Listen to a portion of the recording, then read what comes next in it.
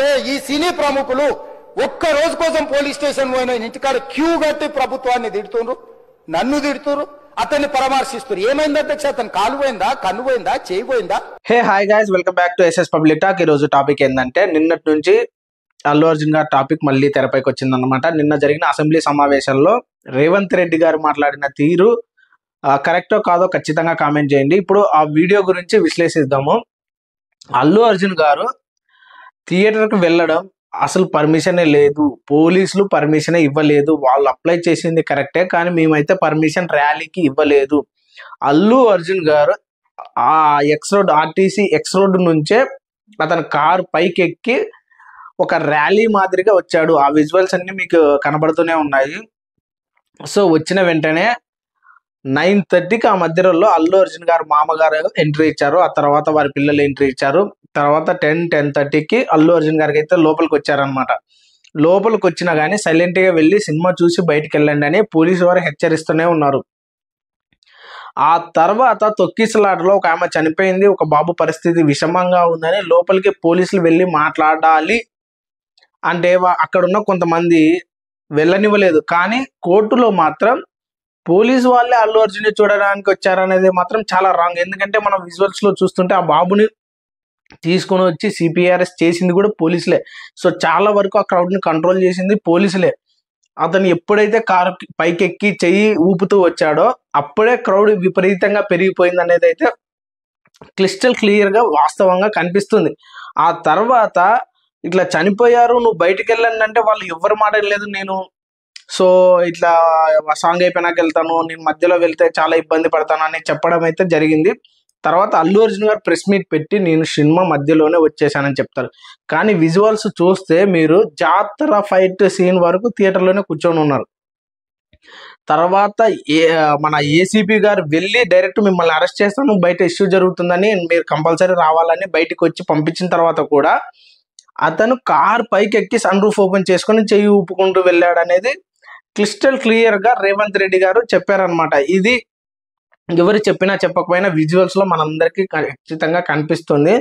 చాలా వరకు అల్లు అర్జున్ గారి మిస్టేక్ ఉందనే భావంతోనే అరెస్ట్ చేశాము. సో ఇదంతా జరిగిన తర్వాత ఇంకా బాధాకరమైన విషయం ఏంటంటే, ఆ రోజు అసలు ఆ మాటలు మాట్లాడిన తీరైతే రేవంత్ రెడ్డి గారికి హ్యాట్స్ ఆఫ్ చెప్పాలి.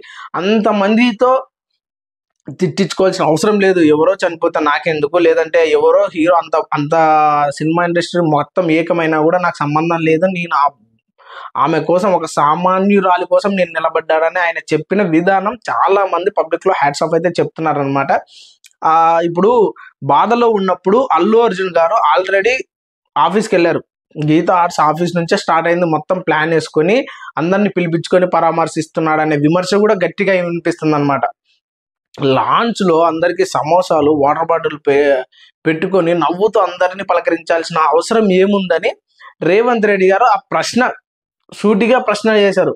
సో నీకు ఆ బాధ ఉంటే ఇంట్లో కూర్చోని 1 రోజు 2 రోజులు తర్వాత నువ్వు బయటికి రావాల్సింది. నువ్వు సినిమా ఇండస్ట్రీని మొత్తాన్ని ఏకం చేసి నీ పిఆర్ టీంతో నన్ను తిట్టించాల్సిన అవసరం ఏముంది? అదే విధంగా నన్ను ఇంతరంగా తిట్టించాల్సిన అవసరం ఏముంది?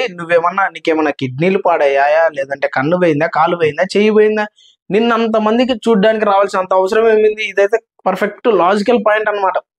ఇప్పుడు ఇంట్లో ఒక నైట్ జైలుకి వెళ్ళొచ్చాడు, ఎవరైనా పరామర్శించడానికి వచ్చినప్పుడు ఇంట్లో కూర్చోవాల్సింది. బయట 100 కెమెరాలు 200 కెమెరాలు పెట్టుకొని దాదాపుగా 50 నుంచి 100 దాకా కెమెరాలు పెట్టుకొని నువ్వు నవ్వుతూ అలా పలకరించాల్సినంత అవసరం ఏముంది?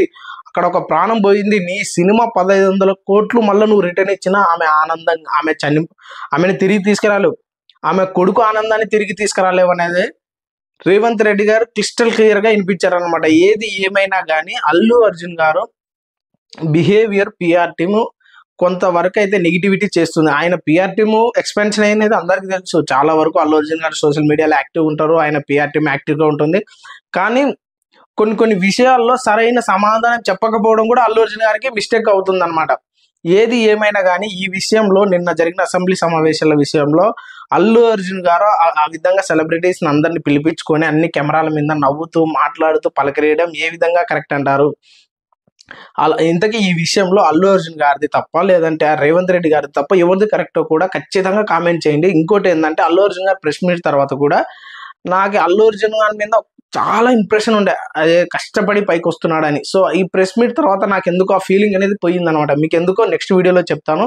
సో ఈ వీడియో కనుక నచ్చినట్లయితే లైక్, షేర్, సబ్స్క్రైబ్ ఖచ్చితంగా కామెంట్ చేయండి. Thank you.